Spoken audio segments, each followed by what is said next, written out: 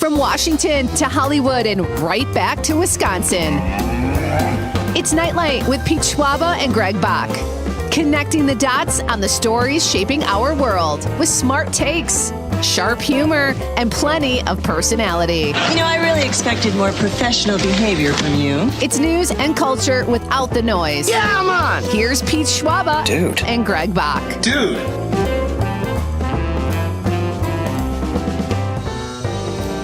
Welcome to Nite Lite, ladies and gentlemen. Happy Tuesday, everybody. Oh, man, it feels good to be back on the air.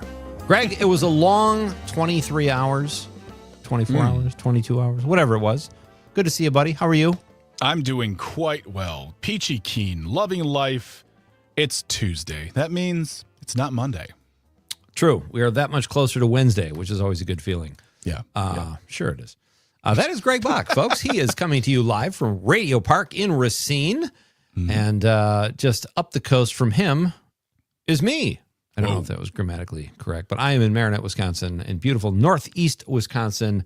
I am a mere couple hundred feet from the beautiful waters of Green Bay, and it is a beautiful, gorgeous, warm day here, so I'll take it. Hopefully you guys had a great day as well. Dom is joining us from Madison, as always. How are you, my friend? I'm doing pretty good. I did a lot around the apartment today. I'm feeling productive. It was another great day, just like yesterday. I'm having a really good week so far. What is your design style for your new apartment? In what way? Like, what is the style you're going for in your apartment? Like Art Deco? Like Art Deco? Are you going for modern? Are you going for a country look? Like, looking like your grandma's kitchen? Are you going Dom's like, I got a couch and a TV. Okay, let me rephrase the question. Let me rephrase the question, and I don't mean to sound like that guy, but when your girlfriend sees the place, what does she say? Like, as far as I can see this, and this. She says this needs work. Okay, and that's it. And yeah, I don't have enough furniture yet, so I don't have a design. I plan to make it more modern, but I just don't have enough furniture quite yet to really say it has any style at all. So okay, go for you're 22, dude. Go for the shabby chic. Get yourself, like, except for the couch. I think a couch is kind of gross. Yeah, if it's been used. Listen, I have a Jimmy John's flag though, which I haven't put out, but burn I want it. to. Just burn it. Okay, that's illegal, Greg. Just burn that. You can't burn that. You might as well just put like a poster with no frame of John Belushi wearing the college sweater, and then next to that, just a Blues Brothers poster. That'll work. You really have a Jimmy John's flag? I will. You know what? I'll I totally thought that was a joke. No, I really do. Wow. I got it from my friends. Yeah, it's really good too. Nice material, great colors. I want to go more into this. Your friends who give you Jimmy John's flags. That seems very interesting as well. They just give swag as gifts at that age, Greg. We're canceling all the guests and everything we're talking about tonight. We're going to focus on this specific topic Dude, tonight. If that's the case, I'm totally taking a powder. I'm not sitting through that for 2 hours. Knock yourself out. I'll go run some errands. I don't know if you guys are handy or not, but we have this great porch, and I don't like, it's the seasons are so short here in Wisconsin, but I'd like to be able to use it through October. So I thought about buying heaters. They're those big portable heaters you see at restaurants. Yeah. Mm-hmm. I didn't want to do that, so we bought something unassuming, a little fire table, which can be hidden but gives off some warmth. And I'm trying to put this thing together today. I cannot believe that places like Menards or Home Depot or whatever expect the general population to put together a fire table. There are like 3 tubes you can't mix up. Mm-hmm. And I'm not the handiest guy in the world, but I'm slogging through this setup, and I think I got it down. But I don't know if you guys are handy. I've done a lot of bad stuff when it comes to putting things together. I put a toilet seat on once that it was up at a 45-degree angle because I put the bolts on wrong. My wife bought a table off the back of a truck in Chicago years ago, and I put the legs on, and the chairs didn't fit. And we got into an argument over it. She's like, that doesn't look right. I go, well, honey, this is what happens when you buy furniture off a truck because they know you're not going to complain because they're mob-related. And it turns out I had the legs on the opposite side of the brackets. So it's stuff like that has haunted me over and over. Quick question. Yeah. Do these things come with instructions? They do, and I follow them. Listen, dude, but these diagrams are so like, I don't know. You have to have like bionic eyes sometimes to see they're very detailed. I mean, I don't disagree with you. I like putting stuff together. I'm a Lego kid, so when we get something, it's always my job, but it's not a job. It's a pure blown love for me. Okay. But sometimes you do get, like I was putting together a workbench table in my garage, and the instructions that came with it were not as helpful as I think they thought they were.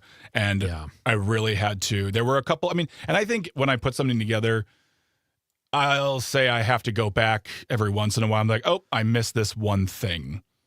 Oh, I got to go back and like unscrew 4 screws and go back and blah, blah, blah. But yeah, I mean, it's so frustrating. So I get it completely. That's why I always go online to try to find videos too, because I do not want to, I like putting things together. I don't want to be angry at the end of it. Right. That's typically how I am, but the fire thing makes me nervous. Like you put a table together wrong. Okay, maybe the table falls over, it's uneven or whatever. You only used 8 bolts and 17 screws. I don't know what it is, but it can be very frustrating. But when I have time, I don't mind it, but I'm just not very good at it. I'm willing to admit that, I guess. Hey, man, that's where YouTube always comes in handy for me. YouTube University has been a godsend. Yeah. It seriously has.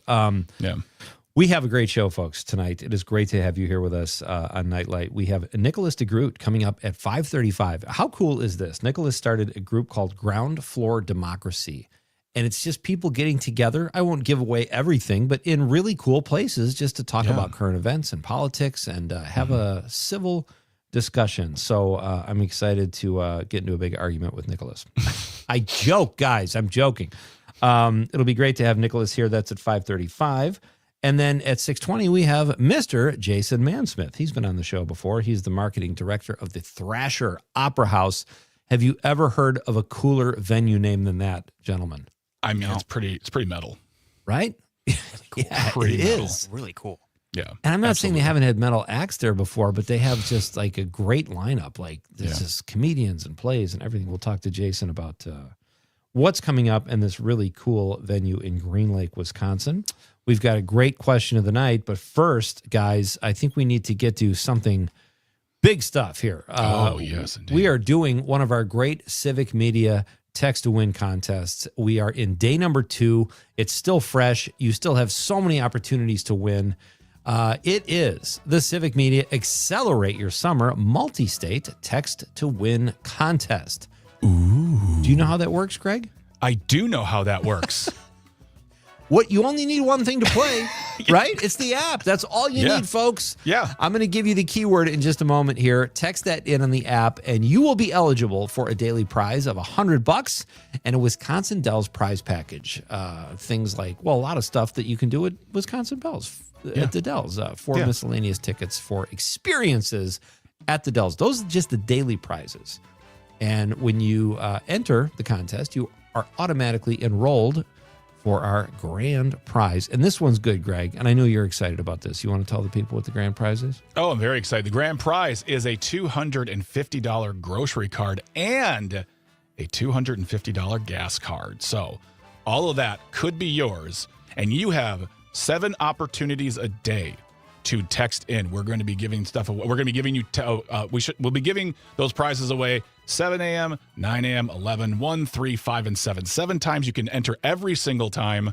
And we wish you the best. Here's the best part, too, is that if it's your first time playing, you will probably get a message from us at Civic Media to invite you to do something like follow us on Facebook, sign up for newsletter. If you do that, you'll get 1 extra entry in the entire contest. Can't do it every time, but you get that 1 extra entry. And if you enter in every single time, that is, let's see here, that is 71 entries total. That's a lot. Yeah. And the good thing is we can't play, so that increases the listeners. So just click on that link. When you get a confirmation link, click on that link and go to town. And what Greg just said, great stuff and an extra chance to win. Absolutely. And it's very easy. So $250, a $250 gas card, a $250 grocery card. Get yourself some Twinkies, whatever you want to buy. There's no right or wrong, folks. And that's all we need. So, Greg, you know what? I'm going to let you, if you're okay with this, you want to give the keyword? I'd love to. I'd absolutely lay it on us. This hour's keyword is Mr. Greg Bach.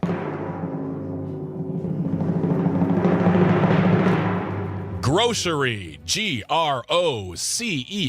grocery, as in I'm going to buy grocery with the money I win from the Accelerate. Yeah, because it doesn't make sense. Grocery is the word, Grocery. You can text that in right now. Good luck. You have until the end of the hour, but you only get to enter in once. But the word is grocery. We'll let you know throughout the hour as well. Remind people, folks coming in a little bit late in the game, want them to be able to enter in. But that is the keyword for this hour. Good luck. And yeah, let's get the show rocking and a rolling then. I was following along, and you spelled it right. That was perfect. Thank you. Thank you very much. I appreciate Great keyword. Yes. Especially given our grand prize. So good luck, everybody. And text that in, and off you go. And good luck. So, guys, we got a great question of the night, too. So maybe we should get to that. What do you think, Let's Tom? do it. Let's talk about the question. I think that means yes. Question. Question. Pregunta. Question. Question. Hey, I have a question. Questions? This question. Domanda. Question. Question. Questions. All right. So about, I would say 2 weeks ago, there were some stories in the news for several days, really, about these 11, or I think it was at the time 10, maybe it was 12, but they settled on 11 missing scientists that just vanished, and people that do research. And I admit, Greg, I fell for it.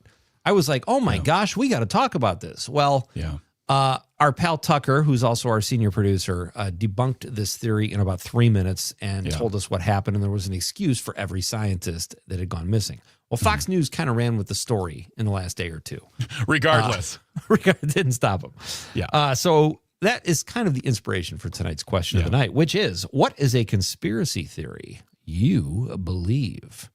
What is a conspiracy theory you believe? 855-752-4842, 855-75-CIVIC. You can also text us on the app right after you send in that keyword. And if you're watching the radio on YouTube, Facebook, or X Twitter, you can drop us a stream comment and be part of the fun here at Nite Lite on this awesome Tuesday night. And I've known Tucker, our senior producer, for some time now, and he's great. We absolutely love him. What I did not know, and when we kind of brought this up, he looked it up. He goes, "I'm also like an award-winning. I've won awards for my research." I'm like, "Okay, I'm gonna trust you then to do that," because he knows it a lot better than not. Because what happens is I start looking things up, and I'm like, "But wait a minute, and no." So, it was a great article that we saw in the New York Times. We will put in the show notes too, regarding the conspiracy theory regarding these missing scientists.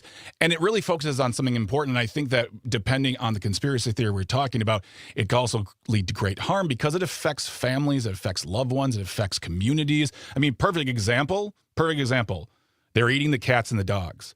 A completely made up thing said by the vice president of the United States back when he was running for office. And he even admitted saying, well, it's not true, but I needed to start the conversation. So you lied.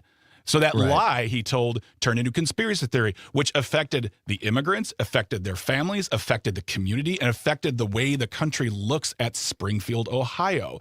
So this is a really great article. And we're going to, we'll talk more about this in the second hour about what people believe and what they don't believe. But I think it was a very good read. Misplaced information can be dangerous. No question about that. Sydney Politics weighs in on the stream and says, what happened to the hair, Dom? Did Greg and Pete make you cut it? We would never do that, Sydney. Great to have you with us. When we come back, we're going to tell you how many times Donald Trump tweeted last month. It's insane, folks. Or socialed, whatever you call it. This is Nite Lite with Pete and Greg coming back.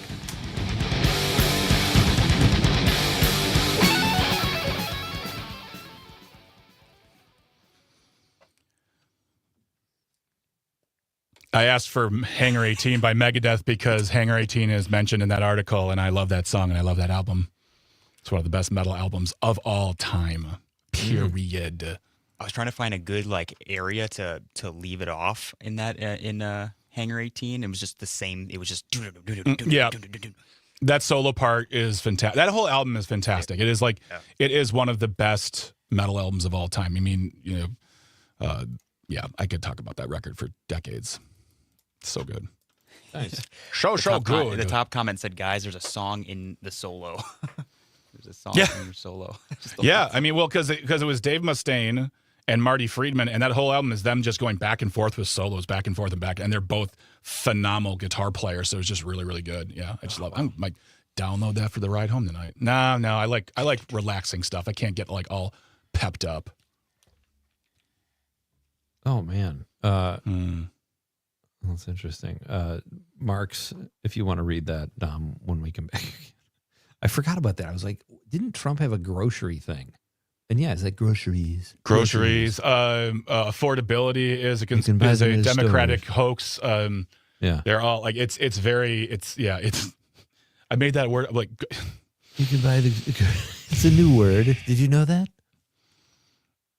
Yeah. I love when he says stuff. There are 7 oceans. Did you know that? Yeah.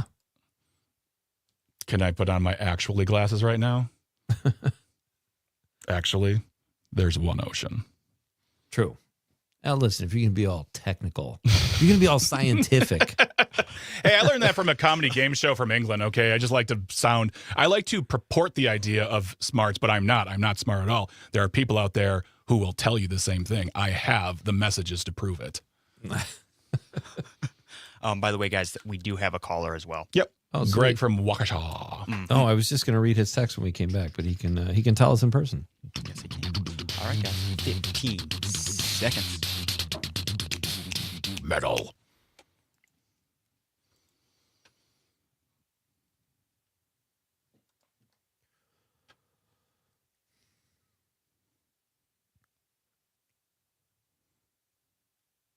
Everybody's feeling great. They're twisting there, twisting the night. Let's twist the wine.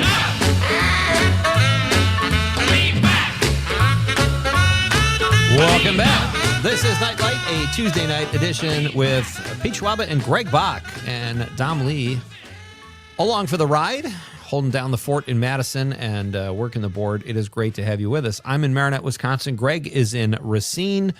And together, the three of us make up the Yacht or Hate Triangle, and you'll know what that means if you watch us on the stream. Tune into the stream. We like to be watched. The Yacht or Hate Triangle, like some kind of Illuminati thing. I'm taking the Jay-Z hand thing. This is a good reason to watch the live stream, folks. I'm taking the Jay-Z hand thing or the Diamond Dallas Page thing. If you love wrestling from the 90s, and make it into a triangle. It's not the Illuminati. It's the Yacht or Hate Triangle. Amati. No, I love it. It's kind of upside down. Well, there's no such thing, I guess, as an upside down triangle. But what you just did plays right into the question of the night, which is, what is a conspiracy theory you believe? Let us know. You can text us, stream us, or let us know on the app. But we have a caller, Dom, and it's our pal Greg. Can you put him through? Patch him in. Let's do it. Hello. Hey there, Greg. Good evening. Thanks for calling. Hey, Dom. Good bumper music with the Sam Cooke twisting the night away too. That's Agreed. awesome. I appreciate that. That's really cool. Hey, so I don't know if I used to believe, but I did give, like, when I was small, which is when, some of our conspiracy theories start when we are small children. Sure. But, so if you step on a crack, you break your mother's back, I don't know if I really believe that, but I gave some credibility to it. Or if you go across a black cat's path, it'll give you so much bad luck.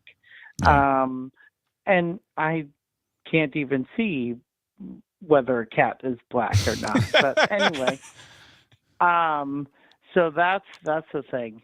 But what I really wanted to tell you guys is this Friday night in Waukesha is going to start Friday Night Live, and it's going to be a music festival in downtown Waukesha, 9 stages or more of local live music. And so you guys should try to make it down, maybe even do a Nite Lite remote there. So how fun would that be?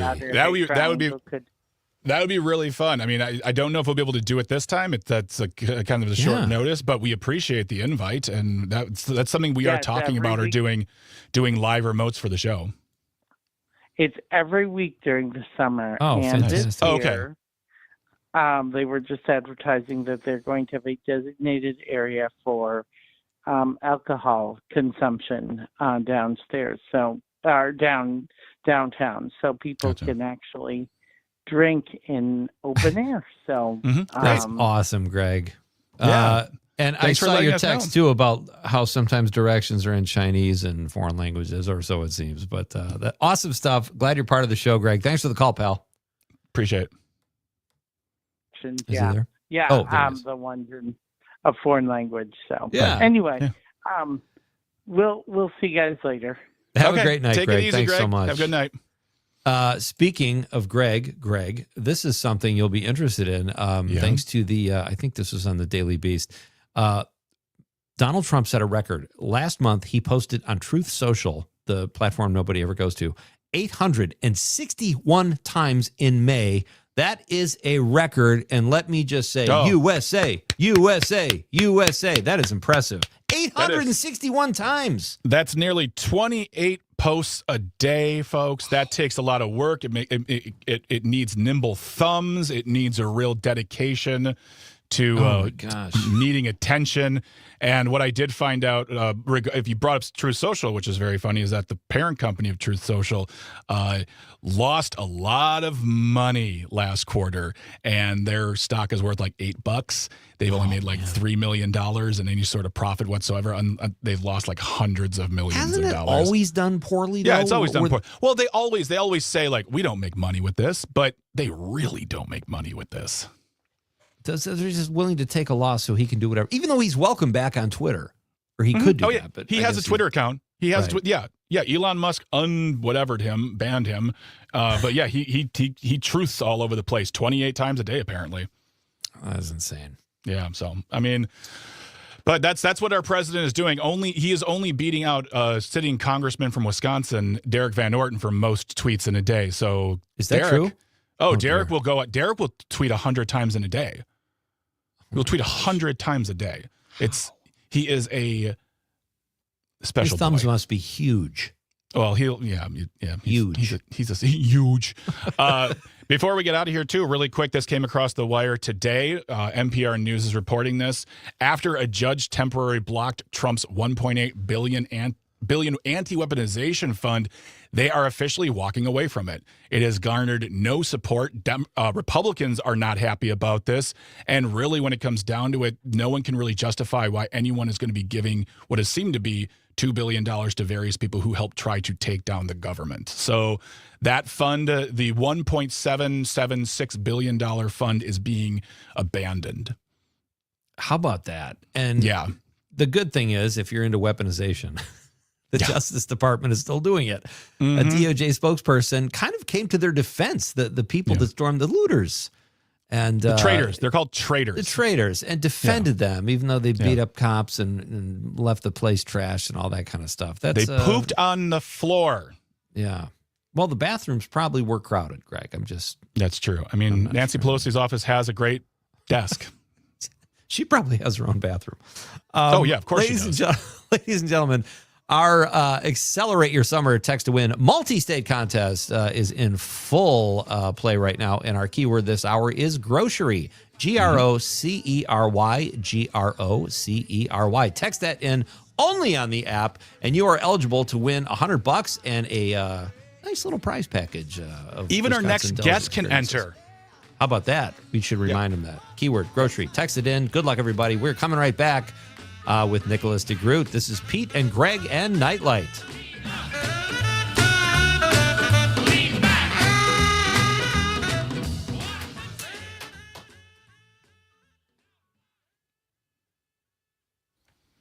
All right, guys, we are in break, and we have Nicholas. Hello. Hi. How are you? Nicholas. Thanks for having me today. I'm good. Thanks for having me. Great to have you here. We're excited to talk to you. It sounds like a really cool organization, and we have questions, and it will be fun. I love it.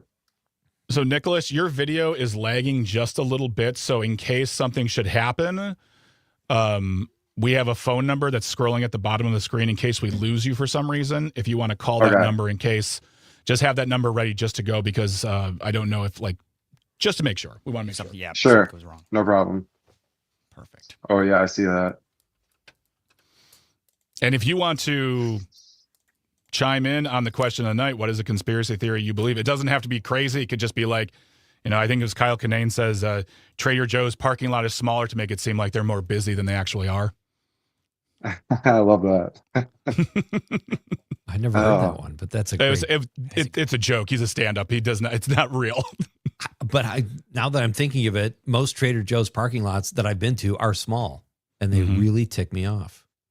Oh, and see, there's this thing I used to do when I was a kid where we would just make up conspiracy theories and then tell them to people just to see which ones got back to us from like other sources. Oh my gosh, that is diabolical. Yeah. That's great. The other thing that irritates me about Trader Joe's is when the housewives pull up in their Hummers and step on you to get to the pine nuts. It's insanity. I really opened up an old wound on the Trader Joe's thing. Holy cow. Dom, do you have pine nuts in your apartment? You should keep those at the ready. I always am at the ready. I'm always prepared for pine nuts. Make your girlfriend think you're all right. Yep. Very good. All right. Do you have any questions, Nicholas? Or Oh no, I honestly I'm really glad that you guys heard about me and that you guys are having me on. Just out of curiosity, was it somebody within Civic Media? Because it feels like I've been getting a lot of invisible support from that direction. Oh, nice. I think Tucker, our senior, our senior producer. I think, Nicholas, though, I think we might need to have you call because your audio is like popping a lot. Okay. So if you want to just call that number, we'll put you through on the phone and we'll be good to go. Yep. And I'll sure, pick up sounds good. Yeah. Perfect. Can he keep the picture up but kill the sound and talk? I mean, that could work. We've Absolutely. had people do that before too. If that makes you feel more clued in. Yep. I would mute that. And there we go. Yeah, Nicholas, just give us a call and I'll pick up. Oh, I think he might be on his phone, so I don't know if he's. Yeah, I don't think he's able to. Oh, that might have been. Yeah. No worries. Let's see. We should name some people who have texted to give shout outs.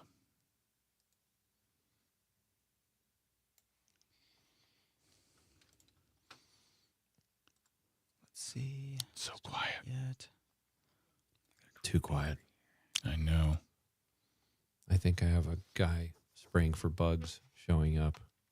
Oh, I knew he man, was going to show up when I was there. We do that, and my dog just loses her mind. Like for spiders and mosquitoes and stuff?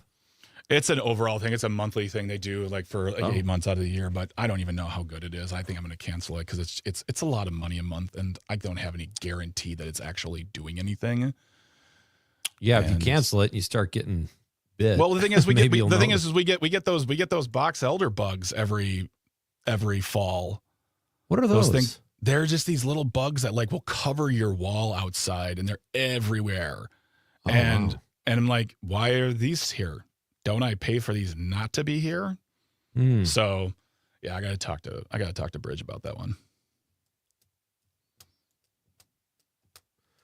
All right, we got Nicholas on the line. And then Dom, if you can just throw I gotta throw a banner up. Yep. Thanks. Just gonna find that real quick. All right, guys, 30 seconds.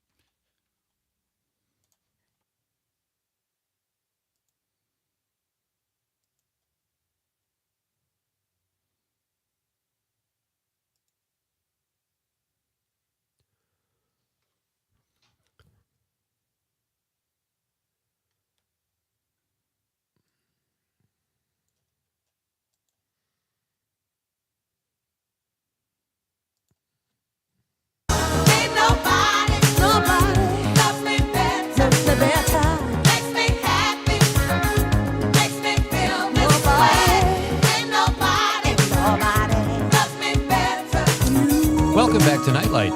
I am Pete Schwaba, sitting across, or upstate, I should say, from Greg Bach. And Dom Lee is in Madison. We are the Yatter Hay Triangle. And just a quick reminder, folks, Civic Media's Accelerate Your Summer Multi-State Text-to-Win contest is in full swing. And this hour's keyword is grocery, Grocery, grocery. Text that in right now, only on the app, and you're eligible for our daily prize. Very excited to welcome this next guest to the show. He founded this great group called Ground Floor Democracy, and he joins us now over the phone to discuss this group, which celebrates civility. I love it. Mr. Nicholas DeGroot. Nicholas, how are you? I'm good. Thanks for having me, Pete and Greg. Yeah. Oh, it's our pleasure. What? Tell us about ground floor democracy, and where did the inspiration for this come from? Yeah, so honestly, I was feeling a lot of anxiety post-election, and I was sort of looking around at my community and figuring out what would be the best way for me to get involved. At the time, my schedule was really busy. I was a full-time student. I'm a single parent, which is obviously also a full-time job. And then I was taking my son to the park every day after school for about 2 hours. So I was like, well, I'm here in this public space every day anyway. Like, why not just open up a space for people to sit with me and talk with me? Because even at that point, I really just felt like the place where things need to be fixed the most is the way that we all talk to one another about these things that are really contentious, that we feel strongly about. So I basically just did that. I threw up a whiteboard where I would write a question of the day every day, and I got a bunch of chairs, and I'd set up a few chairs, and then I would just invite people to come and sit with me. And along the way, I would just meet people who were also feeling the tension of the moment and wanting to find ways to get involved, but also unsure of where to go or where to get started. And I met people who are doing other really incredible things in the community, other mutual aid organizations and, group projects that are just really incredible. And I teamed up with a lot of them to work on different projects. And slowly I've just been weaving together with the community. And it's been really eye-opening to see how much work is really being done that like a lot of people don't see if you're not actively in those areas and getting involved with those things. So then I was thinking to myself, I'm like, okay, so like what is this about? What are we trying to do? And I was in school at the time, so I learned about this concept called commons, related to this scientist, Eleanor Ostrom. And she won a Nobel Prize for her work in this particular subject in relation to like nature commons, which are basically like community-owned nature spaces. And she basically did a whole thing about like what are the structures that are necessary to like make these kind of organizations work effectively. And so I'm just taking the work that she already did and I'm translating it to other types of things. So like, to me, there's two things in particular that I really think our democracy needs to like move forward from where we are right now. Really like three, but the two things that I think need to be built that don't already exist are first a civic commons, which is what we're trying to do with Politics in the Park. I think of Politics in the Park is the first program of that civic commons that we're trying to build. And then another example would be like a media commons, where it's sort of a community-owned media group that's driven by the concept of civic journalism. Yeah. So I would ideally like to work with some community journalists who are already doing work in the community and try to come up with workshops and things that we can teach people to, go out there and produce news, but like do it more disciplined than how it's currently, getting out there. And I think if we give people the tools, we can, build a more reliable system for supporting our democracy. And then sort of the third thing is like helping organizations that already exist build democratic structures within them so that, a lot of people I think really get into sort of the nonprofit space with like all of the best intentions at heart. And then like a generation will go by and they're no longer in charge of those organizations, but because of the way that they're built, now kind of one person gets to decide all these things about how the organization operates. And, it sort of creates this drift towards, authoritarianism, even on the small scale. Yeah. So ideally, what I would like to do is help support the small democracies that will hopefully allow our large democracy to function better. Well, I mean, it sounds like quite a plan from just simply taking your kid to the park to where you're at right now. I want to bring it back to the original time, though. You know, you go to the park, you put up a whiteboard with a question. What were the first feelings towards that? I imagine, because we live in tense times. We live in a time where, especially, you know, with social media out there, how apt were people, or how bold were people to come in and actually have a conversation? Or did they say, like, what is this? Like, can you tell me before I actually say anything? What were those first times doing it like for you? Yeah, so this has been a fascinating journey, even from my own perspective, because I can tell you that putting up a sign and just inviting anybody to come and talk to you does instill a lot of anxiety from the jump. You're like, oh, I don't know who's going to come and try to sit down. Am I going to have somebody who's, really crazy and dangerous try to come up to me right away and cause a scene? But it just hasn't materialized that way. And what I found is that there's definitely some apprehension, but people are pleasantly surprised when they sit down and start having a conversation, and there's almost an apprehension for it to end. People enjoy the time that we do it. And for a while, I even had one gentleman who just regularly seemed to be showing up to take part in it. I actually haven't.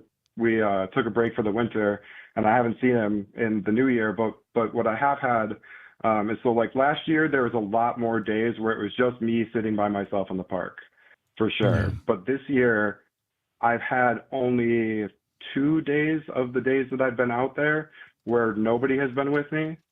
Most days I have at least a couple people show up and sit down and talk. Our guest is Nicholas DeGroot. He is the founder of Ground Floor Democracy. He gets together with people in parks and encourages conversations, civil discourse, something that we could all use more of for sure. Nicholas, one of my biggest dislikes for social media, specifically Twitter, X, whatever you want to call it, is that it allows people to remain anonymous. And they're always full of courage when they don't use a real picture or their real name, and they say really hateful things. Have you had, but I found that not to be the case. When you're talking to people face to face, it's about, problems in our towns. How do we get water, pay for the pool operation or whatever? It's much more mundane. Have you encouraged any people with vitriol or that are that angry like they are on social media when it comes to sitting face to face in a park? Well, and what you're saying is at the heart of why I chose to do this the way that I'm doing it, because I think the thing that needs to happen is we need to get off of the social media and get back to the in-person. To be honest with you, I don't even know what the percentage is on the amount of people on the internet that are actually people and not just bots. Great point. That are designed specifically there to be outrageous and to get the clicks and stuff like that. So I have not had an experience like that out in public yet. That's not to say that I don't think that it ever will happen, but for the most part, even the people who come in, there are people who come in they're ready to have a debate. That's what they're expecting. They're expecting that I'm going to argue with them about a particular point. But then once they realize that that's not really what I'm doing, there's always this shift to sort of I don't know, a calmer light. We're just here, almost we're on the same page already, even though we haven't even really discussed anything. Well, I think that's the problem is people, well, I don't want to say the problem. That's, people come in with their guards automatically up high, ready for anything. And then you have to sort of talk them down and be like, nope, we're just here to have a conversation. We're here to find out what the connective tissue between us is. And that's where my question goes to, you've had a lot of conversations. You talked to a lot of folks. What are the connective tissues, the things that really worry people out there? I mean, I don't want to say regardless of who they voted for, but when you break things down, we have families, we have jobs, we have things we have to pay for. What are those points in our lives that make us more connected than divided? Honestly, I think that people would be surprised the extent to which across the spectrum people want to be there for one another, especially when people are going through hard times. Yeah. I've never had anybody sit down and talk to me, regardless of their political affiliation, who didn't want to see somebody who needed help get help. That's a great answer. Yeah. Have you thought about setting up a subsidiary to Politics in the Park called Politics in the Dog Park, Nicholas? Would people be even more calm under those circumstances? I actually, the dog park in Oshkosh is not a terrible idea for a spot to like set up one day. Oh, It's I like love those that. it's like With the those dog puppy treat? interviews with celebrities. You like if there's some like, a heated discussion, bring in some dogs. If you do, though, I want a Absolutely. taste. I want some Oh my commission for that. I'll keep you in mind. I do have an actual question for you. We've got about 2 minutes and we have to do a break, and then we'll come back with more with our guest, Nicholas DeGroot, the founder of Ground Floor Democracy. But has this like inspired you at all to become even more active in your community or even run for office? Not run for office, but be more involved in the community. Absolutely. I think that like in a lot of ways, we put a lot of stock in politicians and their ability to do things. But to be honest with you, when I really thought about it and I had even considered the possibility of running for an office, like what I really came back to is like, the truth is that the power resides in the community. And at the end of the day, like that's where I want to be doing my work, is as close to the community as possible. Great answer. That's where the most important work is being done. And that just like before we go to break, that leads me to my thought is that we are in an election year here in Wisconsin. We're voting for local leaders, and that's where a lot of that great work is happening. So those conversations happening at the local level, and we're voting for people who want the jobs in our city councils, county boards, things like that. It's very, very important, Nicholas, what you're doing. Yeah, Absolutely. Thank you very much. Oh, there you are. All right, Nicholas, we're going to break. We're going to take a really short break. We'll come back and we'll have a few more minutes. Nicholas DeGroot is our guest. He is the founder of Ground Floor Democracy, and he joins us now over the phone from Oshkosh. We'll have a few more minutes with Nicholas. Just a reminder, folks, our keyword for this hour in our Accelerate Your Summer multi-state text-to-win contest. We love our contests here at Civic Media. You just have to have the app to play. That's all you need. This hour's keyword is grocery, GROCERY, grocery. Text that in and have a chance to win $100 and some tickets for a Wisconsin Dells experience. You'll automatically be enrolled in the grand prize drawing, too, a $250 grocery card and a $250 gas card. We are not eligible, Greg, but no, we're still having fun. We are coming right back with Nicholas DeGroot. This is Pete Schwaba and Greg Bach and Nite Lite.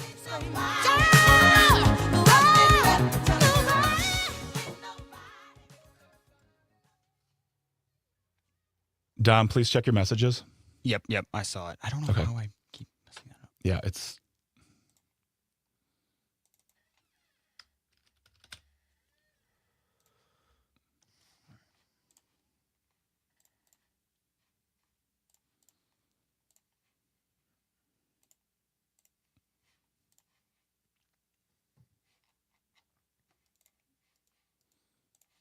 No, it's the Quiet Secret Show.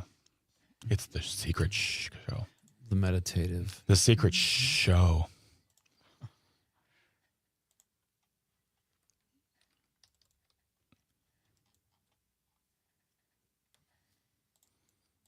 Oh, the Whistler, yeah. It's beautiful timing. Yeah. All right, Nicholas, we come back in about a little over 2 minutes. So we just so you know, it's we're in break right now, but we come back in 2 minutes. Sure. Sounds good. Great. All righty. Cool.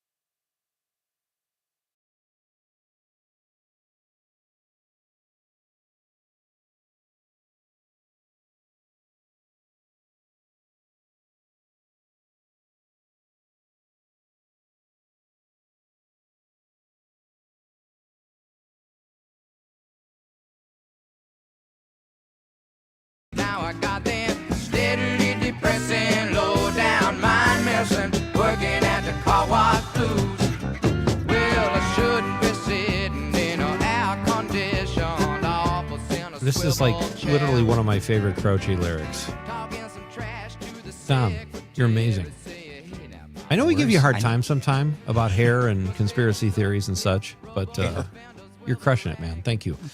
I am Pete Schwaba. He is Greg Bach, and the other he is Dom Lee. Folks, we are the Outer Hate Triangle. Welcome back to Nite Lite with Pete Schwaba and Greg Bach. It's great to have you here. Our question of the night is, what is a conspiracy theory you believe? If you have one, share that with us on the text line. And while you're there, get in on our Accelerate Your Summer Text to Win multi-state contest we're doing here at Civic Media. You still have a few more minutes to get in this hour's keyword, which is grocery, Grocery, grocery. You must text in on the app to be eligible to win $100 and miscellaneous tickets at a Wisconsin Dells for Wisconsin Dells experiences. We've got great daily prizes, great grand prize of $250 for a grocery card and $250 for a gas card. Something we could all use. So good luck, everybody. Text those in, and we will read your texts regarding the question of the night after the news at the top of the hour. Right now, we're in interview mode. Greg, we have a great guest. Nicholas DeGroot is here. He's telling us about his organization, and he is the founder of Ground Floor Democracy, Politics in the Park. That's what he does, folks. He goes to the park, has a seat, presumably by a swing set or something, and talks to people about the issues of the day. We should go to a park and talk to Nicholas. I would love to do that. Yeah, absolutely. What if we went there and acted like bots, though?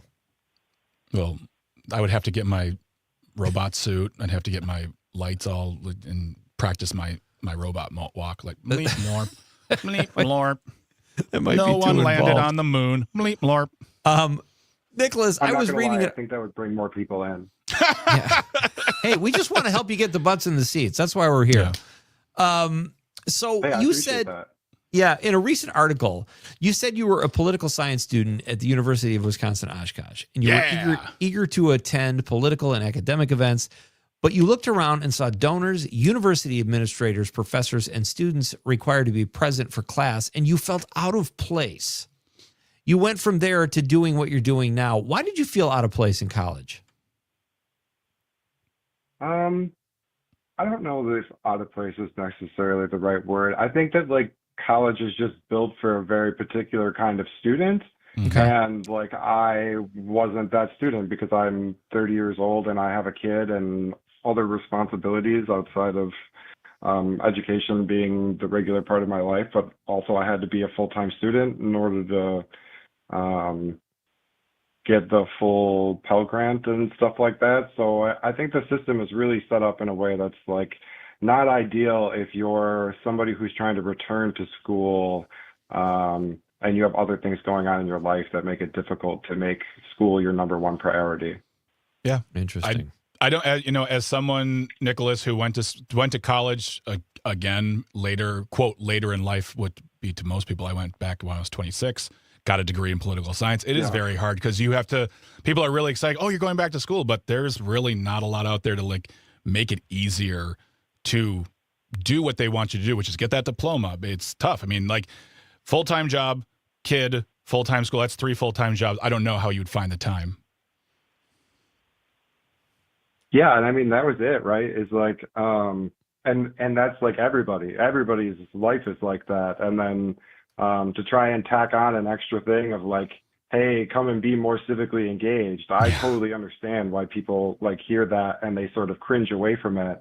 But I think that we're just sort of in this moment where it's like, even those of us who like are living these incredibly busy lives already, like we have to try and eke out like even a little bit more room to be more civically engaged if we want to start to see things moving in a more positive direction, because it's pretty obvious to me that like we're just headed in a bad one. Mm-hmm. And if we don't do more to take the reins and shift us into a more positive direction, I don't know where the cliff is. So we'll see what happens. Nicholas DeGroot is our guest. He's the founder of Ground Floor Democracy. He hosts meetings in the park, very casual meetings where people talk politics and issues and come together. a great idea, and it's been a success so far. I want to ask you, Nicholas, before we let you go, we've got about a minute and a half or so. In this article I read about you, you said you felt like after the first couple meetings, you had to start facilitating or guiding the meetings, which makes sense to me. And one of the questions you asked the attendees is, if you could change one thing about your local government, what would it be? I'd like to ask you that same question. What would you change? To be honest with you, I'm a really big fan of sortition, which is random lottery, as a way of doing governance. I think that local government especially could do a lot to introduce sortition, even not necessarily completely to the city council, but even a portion of the city council being chosen by sortition, I think could really do a lot to change our democracy and change the way we think about how regular people can do government. I think I know what that word means based on what you said after it. But can you explain to people listening like myself who might not know? Yeah, so it's just instead of people being elected into positions, there would instead be a random lottery of the people who live in that area to be chosen for those positions. That's bold. I love that. I would be totally down for that, but totally. yeah. All right, Nicholas, Greg and I might surprise you one of these days and crash one of your parties here in the park. But in the meantime, keep up the great work. Thank you for spending time here with us tonight. And you're making a difference. I think it's fantastic. Thanks for being here tonight. Absolutely. Thanks a bunch, guys. All right, you got it. That's Nicholas DeGroot. I think they have a website, Greg. I should have asked. Yeah, we'll put that in the show notes if you want to check it out. Perfect. All right. You have about 45 seconds, folks, to get in the keyword for this hour's our multi-state text to win. Accelerate your summer contest. Grocery, GROCERY, GROCERY, grocery. Text that in and be quick. We're coming back to read the responses to your question, your answers to the question of the night, and we will have Jason Mansmith here too in hour number 2, telling us what's happening at the Thrasher Opera House in Green Lake. Don't go anywhere, folks. We're Nite Lighting. It's Pete Schwaba and Greg Bach on the Civic Media Network.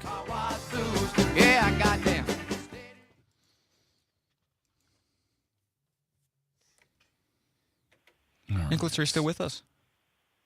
Yes, I am. Thank you so much for being here, Nicholas. We appreciate you. That was great, man. We'll get your link. Thanks so much for having me on. Yeah, we'll get your link tree and the website in the show notes so people can check you out. And honestly, yeah, if Civic Media is talking to you more, maybe we could do a thing where we come have a conversation in a park.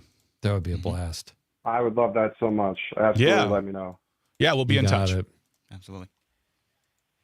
All right, you guys have a great rest of your day. You too. You too, sir. Thanks, Nicholas. Bye.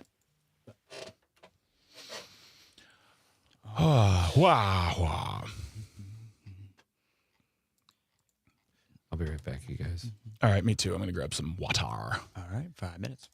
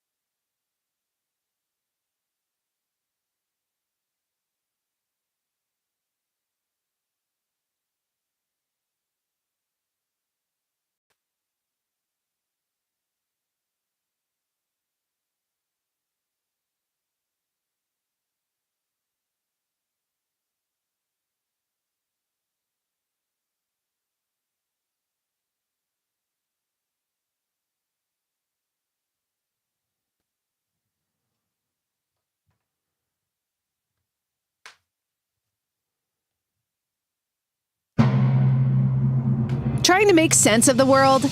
You've got Nite Lite with Pete Schwaba and Greg Bach. Call our toll-free number now. Headlines, culture, and real conversation. And now, our feature presentation. Here's Pete and Greg.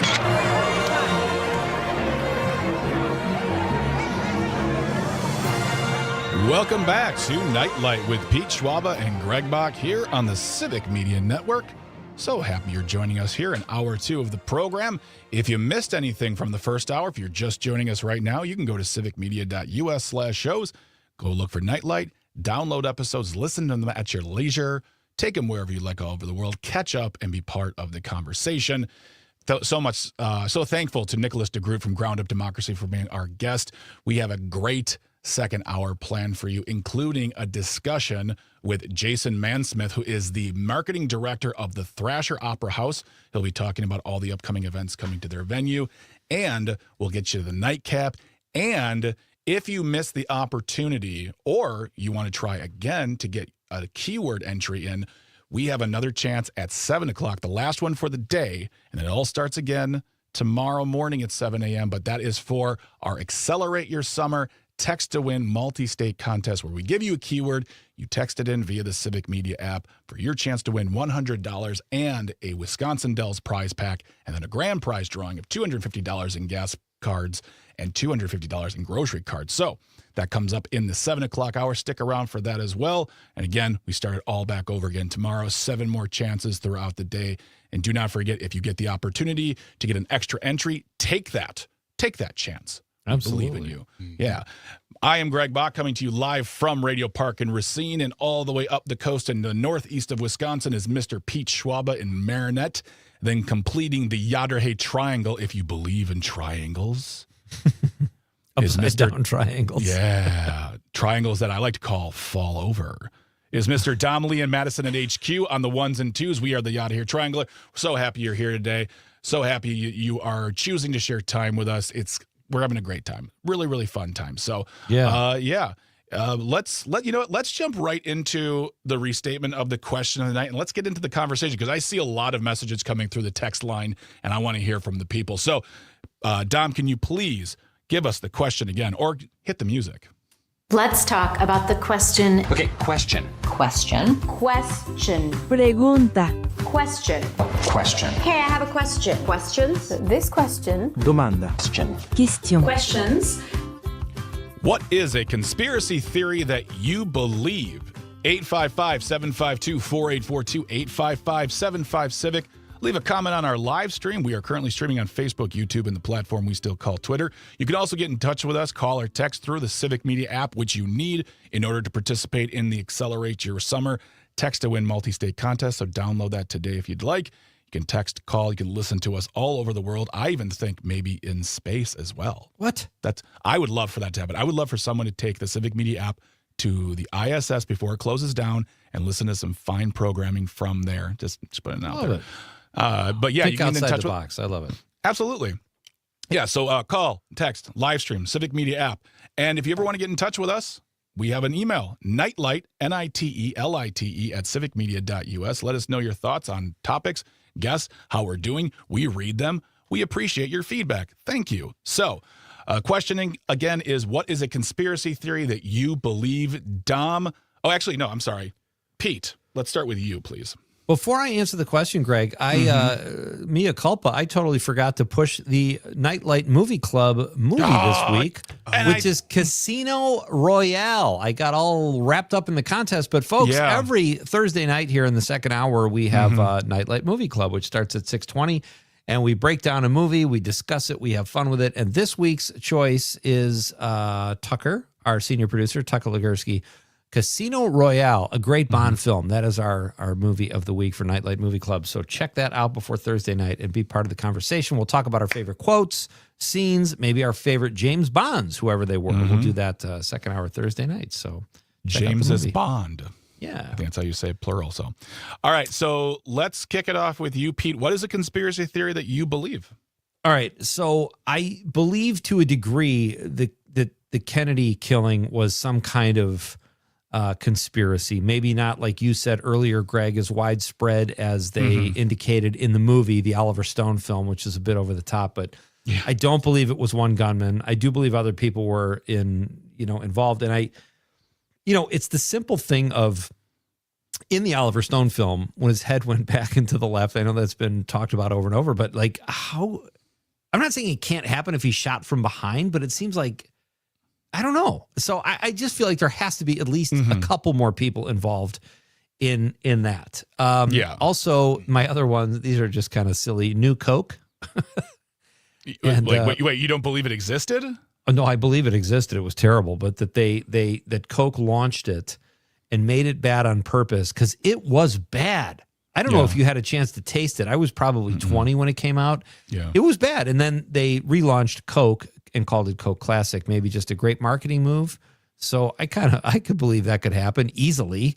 And I will say, I never used to believe in conspiracy theories because my parents always said, well, nut jobs are the ones peddling conspiracy theories. But the thing is, when there's money to be made, people do crazy things. Well, and there was also something we talked about a couple of weeks ago, a story where it said that the conspiracy theories that are being peddled nowadays are not coming from like the backwoods guys in their trailers on their computers. Right. It's from people who of high or higher education, people who are of the mainstream people. And unfortunately, people pushing them are also folks who have high followings on social media, and they'll do anything for clicks and engagement. It's a grift. It can definitely be a grift, even when the information's right in front of your face. Dom, what about you? What is a conspiracy theory that you believe? And is it sandwich store based? No, not sandwich store based, Okay. Although I wish it was. I would have to say there was a viral thing that went out on Facebook. It was the Area 51, where they were storming Area 51. I believe that happened, and I believe that they actually did go inside Area 51. Who did? I don't know. Like people? Random people. They managed to get inside. There was like hundreds and hundreds of people trying to, quote unquote, storm it. And I believe some people managed to get in. And most people don't believe that, but I do. I think I'm not familiar with that, but are you saying you believe there's an actual alien being held in there and people stormed it to see what was okay? That too. Yes. I believe Area 51 in full. Wow. Boy, oh boy, howdy. Okay, wow. You're going classic. That's a class. That's like for you at your age, that's hits. retro. That's retro actually right there. That's like you're like the guy who's like, I'm bringing back bell bottoms. Like, you know what? They're comfy. They get the wind up to my ankles. It's nice. All right. So what do we have? Oh, what about me? I'm kind of like a no funner here. I don't really buy into conspiracy theories. I'm sorry. Come on, dude. I think the only one that I'm interested in learning more about that I still have not read, so therefore I don't want to say I believe in it, but there's something called the dead internet theory, where it persists that the mostly bot activity and automated content is happening on the internet, period. Not just on social media, but like in many places. And that sounds very interesting to me. And it just seems like a very low stakes one because, you know, as we were talking earlier, like some of these conspiracy theories can really harm families and harm people. Like, you know, it's not good stuff. But this one seems interesting to me because now I just believe that most responders on social media are bots, because I've seen those videos of bot farms where comments are being generated, where there are like 1,000 phones in a room, all hooked up to computers, just constantly throwing out like rage bait comments and commentary. So I kind of lean towards the idea of maybe the internet's mostly dead or mostly robotic. That's really interesting. I would not say it's low stakes, though. I would say that if that is happening, that is the work of people with a lot of money who want to control people, who want to monetize the internet. So I don't think it's low stakes. It's very dangerous. Right. I guess my point. Well, I guess no, it does cause harm too. You're right. You're right. I take that back. It's not low stakes. I guess I'm thinking it more in context of like the story we talked about with regard to dead scientists and things like that, and the information in people's faces, and then folks still saying, "No, I don't believe you because you're part of the deep state or whatever that is." But let's hear from the people. Dom, let's kick it off with the text line. Yeah, we got quite a few here. We got Robert listening in on WLCX, says all of Trump's assassination attempts were staged, even at the life expense to innocent others. Charlie Kirk's death was the result of the Trump MAGA mafia. Okay. Wow. That's been a take for quite a while too. And like, yeah. I could buy that one. I mean, you know, it's such a mess, the investigation. Who knows? Yeah. Mm-hmm. Yeah, absolutely. We got a Chris in Madison says the Death Clause conspiracy is an interesting one I go back and forth on. It's basically a rumor that music labels murder or sabotage artists to make more money off them via insurance policies. The YouTube channel Barely Sociable covers it quite well. Wow. I've never heard that one before. Yeah. That's interesting. Wow, that's interesting. Okay. But cool, again, though. a Not lot cool, of money but- to be made. Yes, absolutely. Absolutely. What else we got there, Dom? We got Melissa from Willie Street texting in. Says, not sure it's a conspiracy theory anymore, but the CIA killed JFK. I don't know if we're actually ever going to know, honestly, because when they did the executive order to release the files, even the people who looked are like, there's nothing here. So I'm sure those secrets are very buried. Mm-hmm. Yeah, absolutely. Do we have any others there, Dom? Yeah, I'm trying to scroll through the The scroll through here. Yeah. A little bit here. We got John Murray keywords texting in. there. Yeah, it says walking. Here's a conspiracy theory: grocery. John Murray texting in on WMDX says walking with the tall whites. Dude worked a weather station at Los Alamos and hung out with the tall whites, which is a small group of aliens who are stationed there. Amazing story. Bought it hook, line, and sinker. No, I mean I've been called a tall white too, so it may have just been a bunch of tall guys. You know, I have trouble like with the alien theories. I do too. Is because when I saw this thing on one of the places I follow a science thing, where you would have to go or what traveling light years would get you. Mm-hmm. If they showed up, and it was in this book I read too called The Elegant Universe by Brian Greene. Yes, Great Brian Greene, read. yeah. Mm-hmm. Yeah, and he said if there were going to be aliens that came here, they would be through little wormholes. They're not going to be green people in spaceships and all that kind of stuff because they couldn't make it that far. It's like our limited brain, and that's not a new theory. I've heard people say that too, but it seems almost impossible that they could get here with a spaceship. Or can they? You never know. Exactly. Let's get to some Facebook comments. We'll get to more text comments in a little while, but let's get to some Facebook comments as well. I'm sure people have opinions. Yeah, Richard says the food industry is set up to make us sick and keep us that way so the healthcare system can milk us dry. Again, healthcare, big business, baby. Ian says there are forces and people that work in your and my life attempting to help us even if we're not aware of it. Oh, that's kind of a positive one, right? Wait, say that one again. Say it again. That there are forces and people that work in your life and my life attempting to help us even if we're not aware of it. Oh, that doesn't feel like a conspiracy theory. That just feels like a nice thing. It's like a guardian angel, pay it forward thing. Yeah. Cash Money Carl says that I am a character in an aliens video game simulation. The sunglasses aren't helping you, pal. No. Let's see. Chuck Gennaro, our Civic Media pal, says, what does he say? Oh, he's responding to Stacy Sue, who says that Elvis is alive, and Chuck says Stacy Sue and works at a 7-Eleven in Marquette, Michigan. I've not heard that one. I would find that hard to believe. One more here. JB Thompson says that Greg Bach is a stand-up comedian.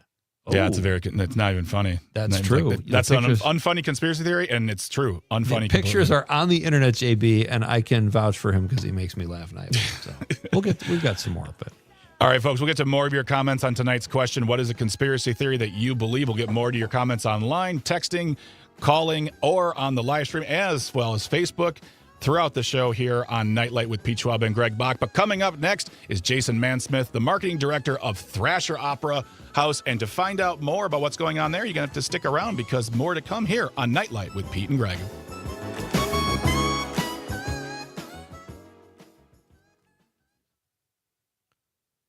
Nice. All right, we are in break, guys. Cash Money's whole text is funny. I just didn't have time to read the whole thing. When he was on, he was hilarious. Yeah, we're gonna. It's funny because someone who's named Cash Money Carl, you think he'd have more like, "What's up, everybody? I'm Cash Money Carl," and he's like, I like mini golf." So chill, yeah. Yeah, it's so funny. He's a good guy. I like him. Are you going to go through and just like pull? Because like you got, there's so many. Getting the comments on the text line is so difficult with the text. It was kind of hard this time. Yeah, I'll do that while you guys are. I was doing that during breaks when we do the contest because it can be tough to wade through. Yeah. We got All right, Jason cool. as well. Hello. Hey, Jason. sir. Hey guys, how we doing? Hey, buddy. Doing well. You? Good. Is he coming through the microphone or is he coming through the computer? You might be coming monitor? through the computer, Jason. Yeah. Let me try this. I'm through my USB codec, so not sure. There is a Check my settings. Yeah, Yeah. check settings in StreamYard. There's a little gear at the bottom. Just click on that, and then Yeah, I completely lost you there for a second. You want to try that one more time? yeah, at the bottom there's a little gear right at the bottom of StreamYard. Click that gear. That'll bring you to a settings, and then once you're there on the left side, it has audio. Click that, and what does There it you say? go. That's the problem. Yeah, I need codec, not to the There camera it on is. the other. There we go. There we Perfect. go. Ooh, I love the changeover when that happens. That sounds so Yeah, good. right? Beautiful. Sorry beautiful. for my inability to read. Oh, no. We're blaming You're StreamYard. fine. We Yeah. always blame Always. StreamYard. Okay, out. good. Yeah. All right, cool. We come back in about 30 seconds. You've been on the show before, correct? I've been. So Perfect. Dom will give you the hand signals. Go ahead, Dom. You can tell him. Yep. 3 minutes. That's 2 minutes. That's 1 minute. This is a 7.5 minute segment. And Great. once I hit that 1 minute, wrap up whatever your last thought is because we have hard breaks. Okay. Perfect. Sounds great. Perfect. Awesome, guys. 15 seconds. 15 seconds. Okay.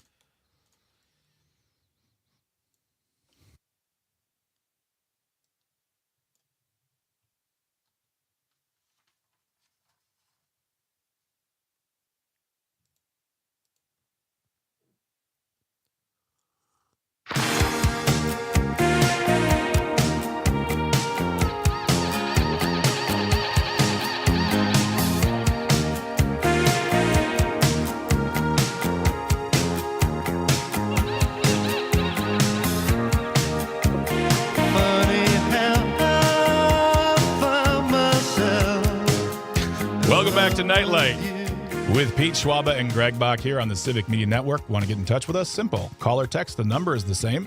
855-752-4842, 855-75-CIVIC. Leave a comment on that live stream. We're currently streaming on Facebook, YouTube, and the platform we still call Twitter.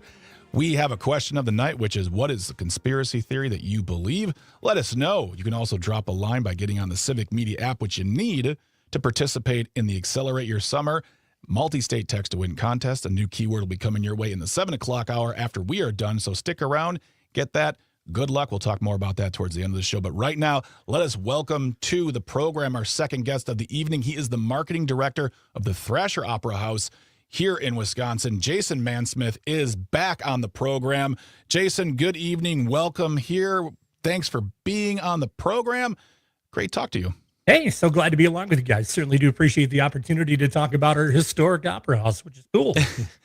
So let's start with the name first. Well, first of all, the most metal name in history, but also if I say to somebody, hey, let's go to the Thrasher Opera House, it's possible someone would say, well, I don't enjoy opera. That's the misnomer maybe with the name. Tell us about all the things you have at the Opera House. Yeah, so very rarely do we have opera. I mean, we do every once in a while, but 90% of the time we don't. But we've got all kinds of different music genres coming on through there from across the world, right? So bluegrass, rock, gospel, heck, we'll do polka, country, all those kind of things. We even had, one of my favorite shows was Gangsta Grass. I don't know if you get all those cats at all, but this is bluegrass and rap in the same thing. And they were so great. And They so did the great. They did the theme song to Justified. Yes, correct. Absolutely. They did. So we had those guys in a couple of times, but not particularly a lot of opera coming through there. And people get a little bit concerned with Thrasher as well, because they're like, is that the skateboarding magazine that's supporting this? Or is this like a thrash metal thing that's coming on in here? No, Charlie Thrasher is the gentleman who built this building back in 1910. So we're just excited to continue on that legacy.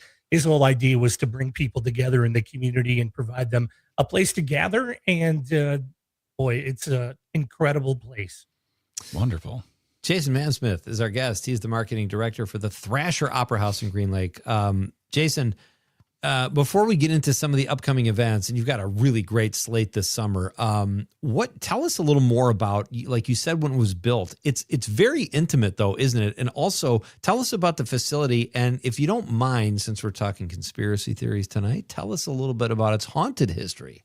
Oh yeah, absolutely. So the building was built in 1910, as I said, by Charlie Thrasher. It's a 200 seat venue. That's all we can get in there, right? But if we do a standing show, we can get 325. That's what the fire code says. We can get in there. But yeah, 200 is where we typically seat all of our shows. So it's incredibly intimate. There's only 12 rows most of the time, right? So you're super close. The cool thing about our theater and the Opera House is the stage is actually raked 3 degrees. So back in the day, they put everybody on a flat floor, and then they made the stage go down. So that's where downstage comes from, upstage comes from, because you're actually going down towards the front of the stage. And it's funny when we get bands in there because their equipment will start rolling towards the front, and they're like, am I feeling something off here? I'm like, yeah, that's just part of the way the venue was built.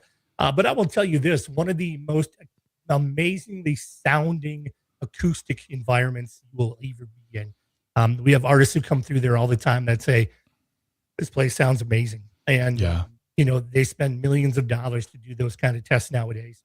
And for somehow they pulled it together in 1910 with none of the technology and none of those things. It's just put together with a good feeling. Like there's so many of those old, like whether it's recording studios or theaters, you're just like, this place is acoustically perfect. Exactly. And I don't know if you can recreate it. It's like I don't know the technology involved, but yeah, it's amazing when you get you can feel it when you hear, especially an acoustic band playing. It's so special. Yeah, when you hit the door, it's a different vibe in there for sure. Yeah. Going back to Pete's question about the haunted thing, yes, we always say that Charlie is with us somewhere.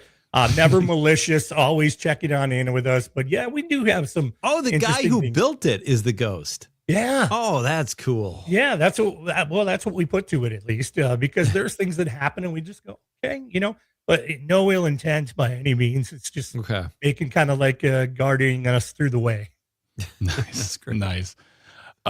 We only have about a minute left. Really quick. Do you actually have any conspiracy theories that you believe in? You don't have to if you don't want to. You don't have to say, but I'd love to ask you, love to know. I don't particularly have any that come to the top of the brain right now, so I apologize for that. Oh, no I should have done my research a little bit more, but I could come up with some maybe. But yeah. Well, we just threw that at you. That's totally it's all good. It's all good. Let me ask you this, and again, just about 45 seconds. What are your favorite events to have there? Are they? You've got great children's performances, movies, concerts, comedians. What's your fave? I'm telling you, there is nothing better sounding in that room than an acoustic 4-piece string band, right? It is it's you don't need a mic, right? It's just it'll move you, no doubt about it. And you feel special when you're in there, and just blessed to be in that space for sure. That's awesome. That is the voice of Mr. Jason Mansmith. He is the marketing director of the Thrasher Opera House in Green Lake. We're going to be talking more about what's happening at the venue coming up after the news break, so don't go anywhere, folks. It's going to be a great time. If you have any questions, if you live in the Green Lake area, you want to know more, let us know, or go to the website. We'll put that information in the show notes so people can get tickets. There's also stand-up comedy there, too, which we'll talk about on the other side as well. Lots of great stuff happening. That is all coming up on Nite Lite with Pete Schwaba and Greg Bach here on the Civic Media Network. Stay tuned and stay close.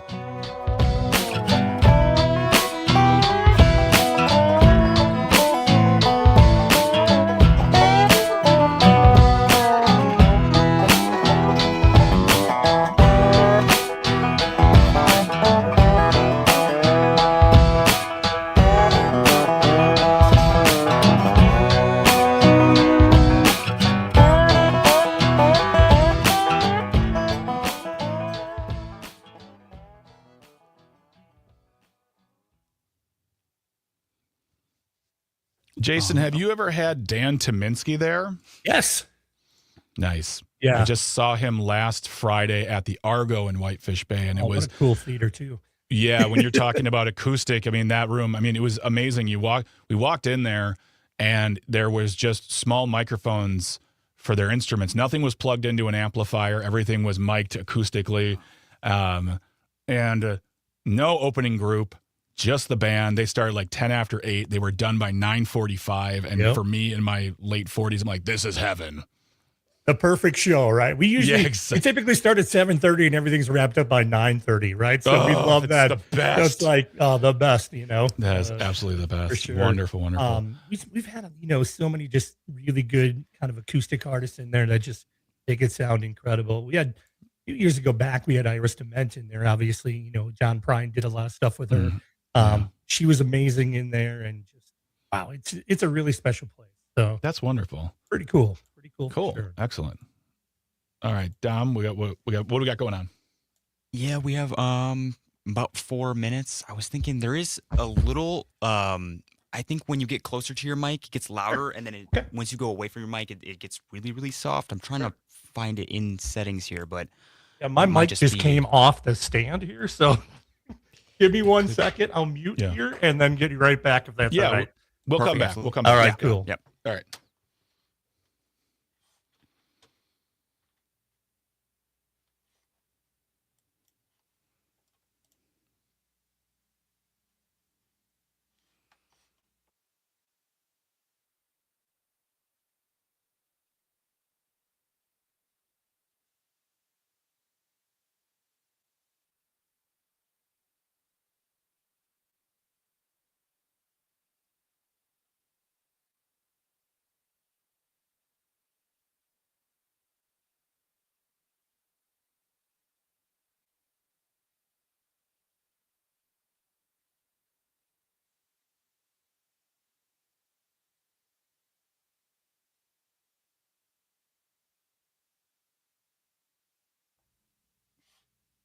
Hey, Dom, let's give that a shot if that's better for you. Perfect.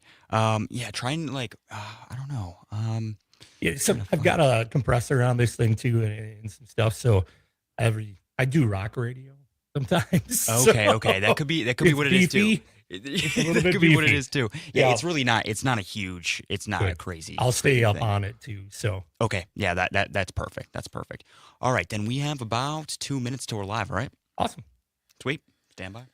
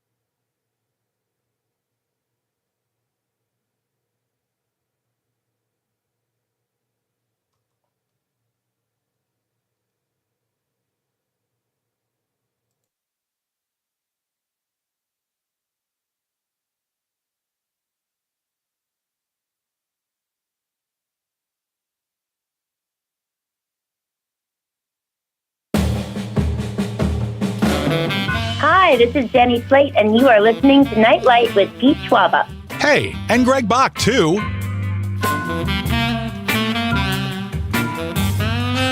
That's great.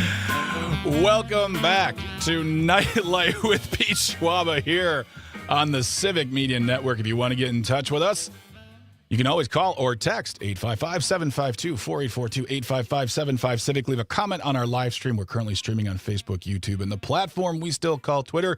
The question of the night is, what is a conspiracy theory that you believe? You can always let us know. We'll be reading more of your text messages in just a little while when we get into the nightcap. But coming up tomorrow, we'll be talking to Elizabeth from Support the Prairieland Defendants to talk about the anti-ICE protests in Texas, and also Felipe Torres Medina, an award-winning humorist and writer, wrote a wonderful book about his immigration process, as well as a former writer for The Late Show with Stephen Colbert. He will be on as well in the second hour, so come on back for that, and more chances to win with the Accelerate Your Summer Text to Win multi-state contest. So we're going to have a great time tomorrow, but right now we are speaking with Jason Mansmith, who is the marketing director of the Thrasher Opera House in Green Lake, and we're just talking about all the great stuff that's going on, all the great things that are happening at the venue. And something I noticed, you got a lot of music, but you also do stand-up comedy too. You have Daniel Van Kirk coming, who is absolutely hilarious. We've worked with him many times. I've worked with him many times. He's a great guy, and it's be a great show. But have you guys been doing stand-up for a while now? Yeah, exactly. I got to tell you, the best thing about Daniel Van Kirk is how we booked him. So we have this infamous bar in Ripon called Reds, which is, just kind of your local watering hole. And a friend of mine likes to visit there. And Daniel was in there. And my buddy called me and said, "Hey, man, you got to get this guy a Thrasher." And that's how it started. And we've had him now for 3 years in a row. So, and he's always doing great stuff. And he loves us and loves to work with us and promote us and do good things. Yeah, comedy is a big part of our thing too, right? We know the summer months are really good for us in the comedy realm, because a music show sometimes in a resort lake town, I don't know. Some people don't want to get off the boat. Some people don't want to leave the, the barbecue that they're maybe doing. But the comedy, if they know they're going to laugh and have a good time, that seems to work best during the summer months for sure. Yeah. Well, let's stick with comedy. You've also had a show. I talked to you about this last year too, when we talked about your summer lineup, the Best of Second City. How does that play? I've been to Second City several times. A lot of my friends went there and are alumni, but what an institution. And how does that go over to the vacationers or locals in Green Lake? So good that we need two shows because we do two shows on that Saturday, and traditionally it'd always been one show, but the demand kept growing for it. So we're just really blessed to have them come on in on a pretty regular basis, most close to annually, right? And it is a no holds bar show, right? And people like that about it, and they have a good time with it. And so it's really important for us to not only bring in some well recognized in terms of the name of Second City, like what you're getting with that product, because it's so well liked and so well done. But we're also willing to take a chance on some local folks too that have had some success. We've had Johnny Beaner on in. We've had Mary Johnny. Mack on in twice, right? Love Mary. Right. Yeah. So we've had some big hitters come through there and have always been really good for us. And they love playing the venue. And, the audience is always really great. Maybe some medium hitters like me and Pete could do a show there. Who knows? Well, why not? That'd be awesome. I'm a utility player. Okay. Okay. Well, no, that would be fantastic. So that's really cool. But we do pride ourselves in bringing in really, really good comedians. Nice. Greg and I have taken to inviting ourselves to other locations to do broadcasts from there. Yeah. So, we're totally in. We got the room for you. If there's no venue, we just invite ourselves over to people's houses for dinner. That's just how it works too. We can make it work too. That's not a problem. Now, on your website, thrasheroperahouse.com, there's something there that says construction update. You want to talk about what's going on there with renovations? Yeah, so absolutely. So we have the very historic Thrasher Opera House. And then to the north of that, we had this very 1957 real estate office that we converted into the Thrasher Opera House offices, which included our bar. That at tops could hold 35 people, one person at a time. And when you got a sold out show at 200, it's a slow process, as they say in Canada. Right? Yeah. So we said, hey, we got to do something about this. So just to be clear, we are not touching the historic Thrasher Opera House. Okay. The building to the north is undergoing a $3 million renovation right now to bring that to be completely accessible for people to get in and out. which has been a struggle sometime for us. Yeah. And it's going to be able to accommodate everybody in terms of the people that are there that night to get a beverage, to hang out. Plus, it becomes another space for us to put some things in. If we want to do a pre-show concert with a local performer, we can set them up in that area. We'll open the bar a little bit earlier, can come on in. So that got underway in April, and we are looking to open May of next year. Wonderful. Very That's nice. fantastic. Yeah, and the great thing is this is all privately raised. There's no city dollars coming into this. This is all people that love us and think that we're doing a good thing in bringing the arts to a rural community. So it's really just a grassroots organization, and it's so important for that area to have, that kind of cultural base. And we're so excited to bring it to people. Our guest is Jason Mansmith. He is the marketing director of the Thrasher Opera House in Green Lake. Just a short drive from Fond du Lac. What, about 15 miles or so? Yeah, about 18, 20, somewhere in there. Yeah, but well worth a road trip for a beautiful, intimate setting with amazing acoustics. Jason, you have great taste in movies, because I noticed looking at the events coming up, we do a Nite Lite movie club here, and you're featuring about 3 of the movies we've discussed in the last few weeks here at our movie club. So kudos to you, my friend. What are the movie nights like, and do people bring food, or is there a discussion? How does that work? So it's really good. Originally when Charlie Thrasher kind of opened this place, it was a movie house, right? Showed silent movies, then it showed talkies, and then, started getting music on in. So we really wanted to go back to our roots and always have that movie night. And we want to do it for free. So we've been able to, partner with some great sponsors that say, hey, we'll take care of it. We'll help you cover all the costs of the movie rights and those kind of things. Invite everybody on in. We'll have snacks for them for free, those kind of things too. And then we pick really fun movies, right? We've got The Sandlot, we've got Jaws, we've got, The Breakfast Club, just absolute hitters. But we do some really good stuff outside of the fun ones like that too, that really bring people to the forefront and talk about what they're doing. No Packers, No Life. Those guys were just on in with us showing that movie. And then earlier this year, great. We showed a movie that talks about how elderly folks who are in homes who are sometimes nonverbal and those things, they give them a Walkman or an iPod, something like that, and it just completely changes their demeanor. They're getting up, they're dancing, and how important the power of music is. So we want to make a difference with these films too. So we do that series a couple times a year too. So, and they're always free. We don't ever charge for anybody to come on in for those. So we'll have our bar open. So if you need a, beverage or something like that, we got it there. But yeah, feel free to come on in and free snacks. That always helps too, right?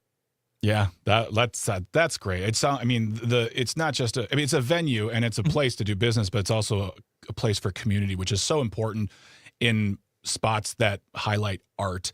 Yeah. I used to run a venue, and I know that with my former partners, and that there were the gets that made us go, oh my God, we got so and so, they're coming. Is there anyone in the past year or so, or just ever, that when you found out they confirmed, they signed the contract, you're like, I can't wait to tell everyone they're coming? I don't know if you know who Samantha Fish is, an incredible blues player who is amazing. We got her on a one-off because the routing was right, and we sold it out in about 13 minutes. So it went pretty good for us on that. That's awesome. But another one, Dwayne Betts, Dickie Betts' kid, he's got a great band, Palmetto Motel, that he brings with him, and he loved it so much. He's like, I want to come back next year and do 2 shows. So we got that coming up later this year in October. An affordable ticket, $45, right? We're not pushing anything hot here. Like, there's nothing over 50. So, you can get on in, and it's an intimate venue. And the cool thing is about a lot of these artists, they'll hang around afterwards. You want to chat with them. You want to tell them why they're important to you, their story. They'll chat with you. And it's very, very, it's a moment and an experience that you won't forget. Yeah. Have you ever had a performer there that totally went against the grain, and your really cool, intimate setting, and was a total jerk? You know what? I don't want to say we're a classy joint or anything like that, but everybody pretty much respects it very well, because they realize what kind of a gem it is for the community. So we've never really had anybody trashing the green room and anything nefarious going on. It's just, few recreational cannabis activities in the green room, but that happens, right? I mean, it's showbiz, right? Those things happen. That's not well, so I've bad. heard that Mary Mack will absolutely trash a kitchen if you get Oh, the yeah, chance. right? I mean, just Wouldn't uncontrollable, surprise me. tiny northern Wisconsin rage. Good Lord. Oh, yeah, for sure. We are talking to Jason Mansmith from the Thrasher Opera House, talking about all their great events. We'll put their information, their website in the show notes so you can check it out as well. You know, that's the thing, Jason, you bring up right there is ticket prices in general. Allowing yourself, you know, we got to pay for groceries, we got to pay for kids, we got to pay for all these things in our life. So it makes it that going out and treating ourselves becomes, even with going out to dinner nowadays, is tough to do because it just gets very expensive. And I think by providing the community an opportunity to see great live or great live music or great entertainment for an affordable price is great for them, but also just to be able to say like, hey, you got to go to the Thrasher. It's a great place and you won't break the bank. I mean, is that something you guys always keep in mind with regard to your ticket pricing? Absolutely. We try to pass along as many savings as possible to our guests and to our people that want to support and join us.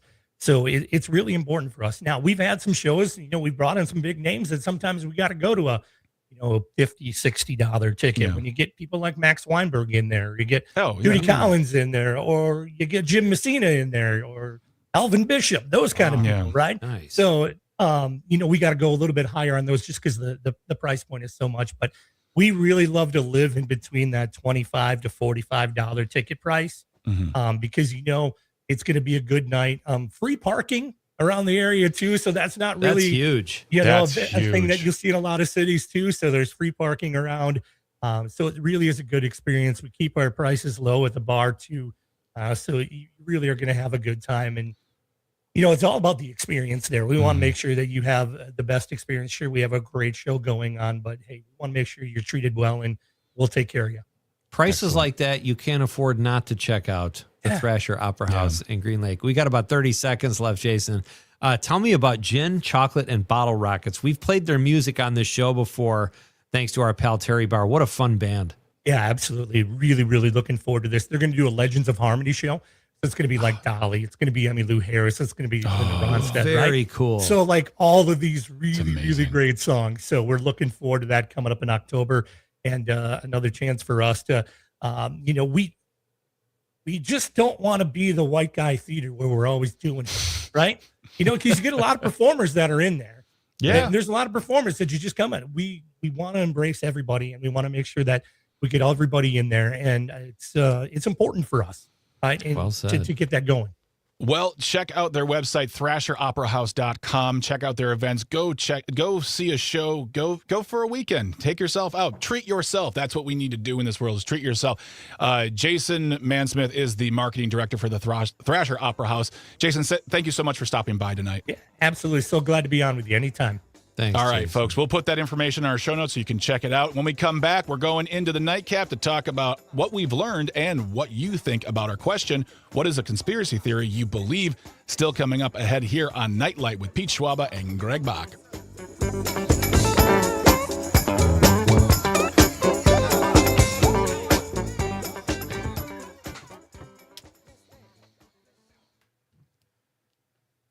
All right. All right. Thank you. Thank you. Cool. Thank you, Thanks, guys. so much, Jason. Yeah, anytime you want to come up, just give me a call, man. We'll get you in. So, I'm going to come there. I know I say this every time, but every time you're here and you keep talking about how great it is in that setting, I'm definitely going to find a show here and come and check happy it to out. I always love it. comp you. Never a problem Yeah. there. So Oh, let us wow. know. Well, thanks. Yeah. Thank you very much. Pete, let me know, man. I'll come up and check out a show with you. Okay, sounds All right, good. you guys have a And- great night. Appreciate it. Take it easy, Thanks, Jason. Thanks so much. See you Bye. later. See you, buddy. See what I did there, Pete? I invited myself. When you heard comp, No, that's when I always feel bad when it's like no, I'll buy a ticket. Just let me buy a ticket. I Please let know me. it's such a small venue. It's Or like- or I'm like, all right, charge me, like, I'll buy a beer, charge me for 3 beers, please. Just can you? Sure. Something like that. but their tickets are so like Dude. reasonable too. I mean, If Max Weinberg was a $50 to $60 ticket, I guarantee you people left that show going, we paid $50 to see him. Like Yeah. Max In a small Weinberg, that's setting. Yeah, Yeah. that is an inexpensive ticket. I know there are folks out there who can say $50 isn't inexpensive, but in the day and age of concerts where I just bought a ticket to see Garth Brooks, and the cheapest one was $100 in the grass, and the most expensive second market were $950. Yeah. Oh my gosh. Yeah. So it's worth it. I think it's great when you see places like that, or like, we want to make sure we can be affordable, Totally. but also have a great time. So I wanted to do something with the Bodines are at the Meyer Theater celebrating the 40th anniversary of Love and Hope and Sex and Dreams. And God, it would have been fun to have Kurt in the studio when we still had the studio, but even still, I'm sure they sold it out anyway. Oh, yeah, of course. I remember when Bon Iver was doing his 10th anniversary of his breakout album, he sold out the Bradley Center. Who is that? Bon Iver, Justin from Eau Claire. Yeah. So it's a guy. Oh yeah, yeah. But he wrote at least that. The name is escaping me right now, but it's like very. I met him once. He's a very, very nice young man. Oh, that's cool. That was the oldest thing I said right there. He's a nice boy. He's a nice man. He's a nice young man. Very polite. He was pretty drunk, but he's very polite. All right, so the Eau Claire Music Festival. I'm trying to look it up too. Yeah. How are we doing on text on the text line, Dom? Still good. Yep, still doing pretty good. Yeah. I mean, you got a lot to read though, or a fair amount, I would say. Yeah, Okay. Nothing too crazy though. Nothing too crazy. I'll throw it right to you, Dom. Okay. And we'll get right into it. Pete, are there still stuff left on the Facebook page? yeah, 3 or 4. I can be quick. Okay. And then there's we Let's got get stuff, to the text line first. Yeah, we got live stream as well. So Yep. Yeah. All right, guys. 20 seconds. 20 seconds. and Dom, if some of the texts are like really long, just compact Try them. Yes. Yeah, Perfect. Smush them down. Yeah. Sweet.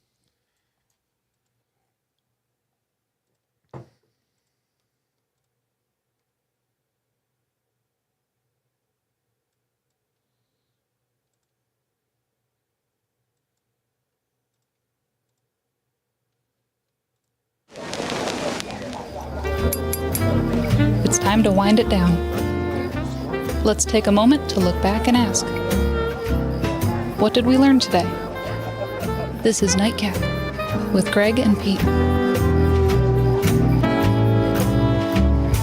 All right, welcome back to Nite Lite with Pete Schwaba and Greg Bach here on the Civic Media Network. I'm Greg Bach, coming to you live from Radio Park and Racine.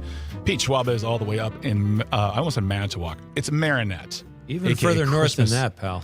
Yeah.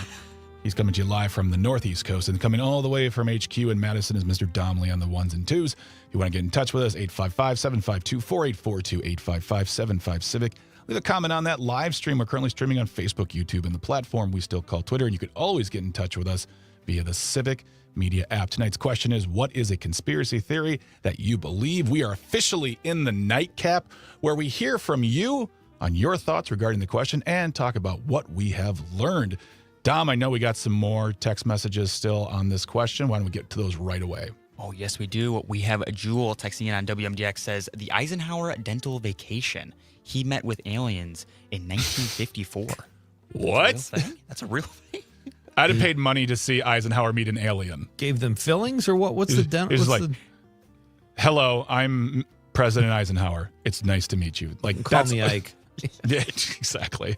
All right, what else we got? Yeah, we got Melissa from Willie Street actually talking about the contest. That really need to win really need a win in this contest. Not that begging is going to help, just really need a break. Fair point, But the begging is noted. Thank you. Yes, yeah. Mm-hmm. And we got Dave from Madison saying Epstein was murdered for sure. Okay.